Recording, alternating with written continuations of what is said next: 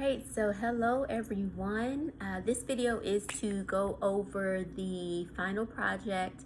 I had that the final project was going to be due on April 21st, but I'm actually going to be able to push the date back to the last day of class.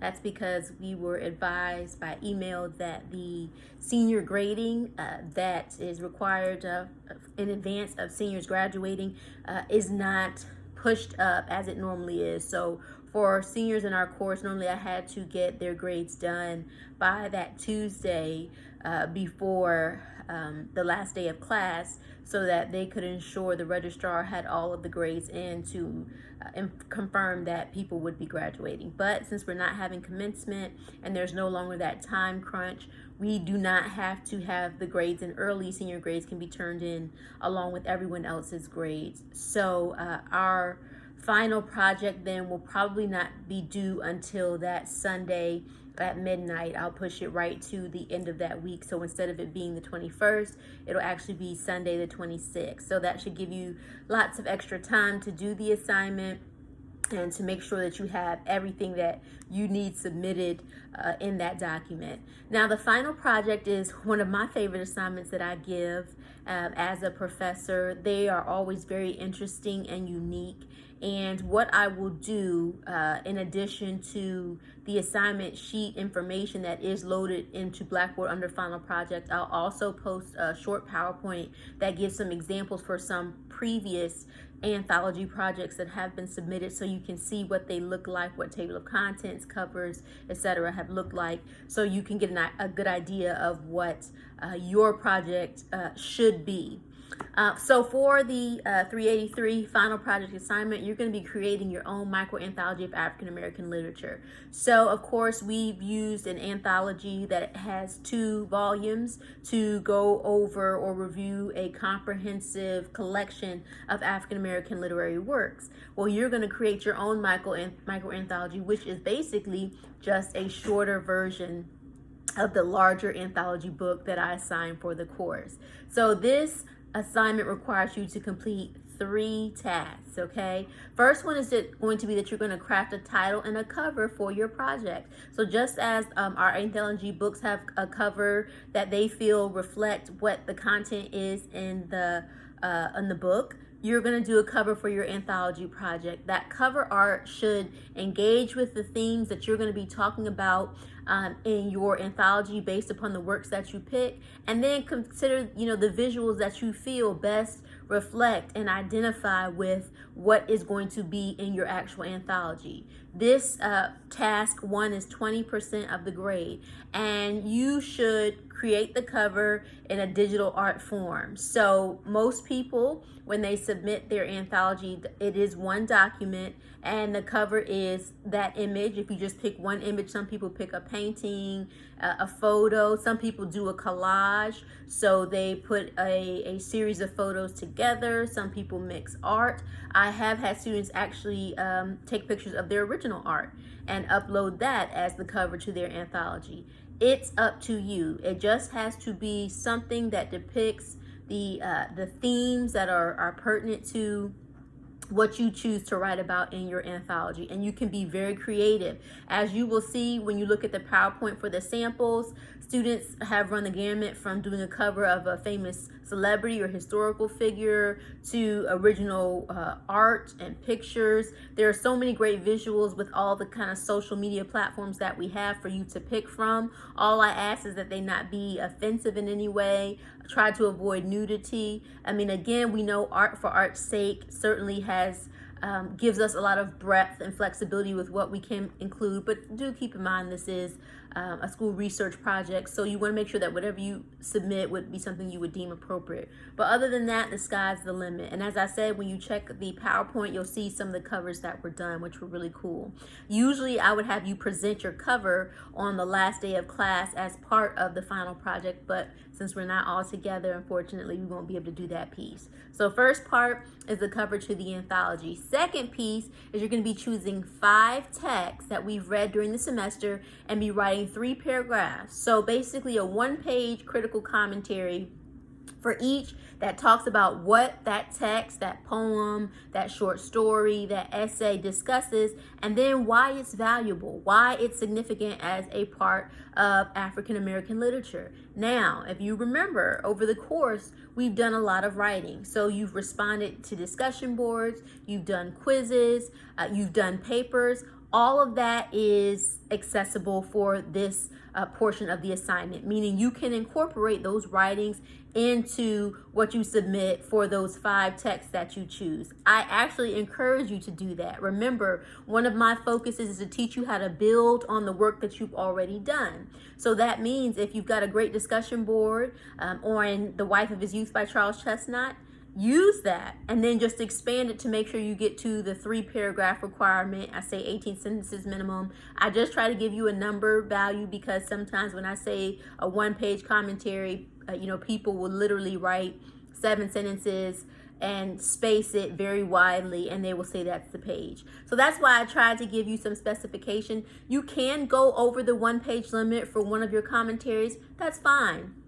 I'm totally okay with that. But do make sure you have at least 3 paragraphs for each commentary that you do for the 5 texts that you choose. And you can choose them from all the things that we've covered in the class. Just make sure at least one commentary comes from the later readings. So if we're going to be doing an anthology, remember it's a collection of works. So we don't want to choose 5 works by one person. I don't even think we read 5 by one person, but you get the idea. You do want some diversity in your anthology. So you do want to make sure that you choose at least one of the writings from weeks 12 and 13 that's outlined in the assignment sheet. And then make sure when you're discussing it, you talk about the things that are important, the language and audience. So who the text or piece was written for, what happens if it's a short story, or if it's a poem, what is it describing? What are some of the symbols that are used? So if you choose Phyllis Wheatley on being brought from Africa to America, you might talk about the symbolism of Africa, how she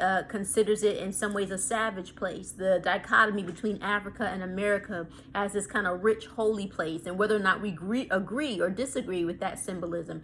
And then if you think the writer's life really informed how they wrote, if you as a Black American or a person of color specifically connected to those works for a certain reason, tell me why, okay? Some of the themes that you can include as you discuss could be oppression and racism. We talked about culture and diversity, political and social activism, race, relationships and sexuality, identity and acceptance, education and reform, literacy. There are so many different themes that we've covered in the course that are specific to African Americans and the Black diaspora. So if you are needing a refresher, please refer back to the PowerPoints that we've done throughout the course. They'll be very helpful to you. And then of course, since we've returned from spring break in an online setting, also look at some of the lectures that I've done, and I'll be adding some more this week for the remainder of the readings, and those should also be very beneficial to you.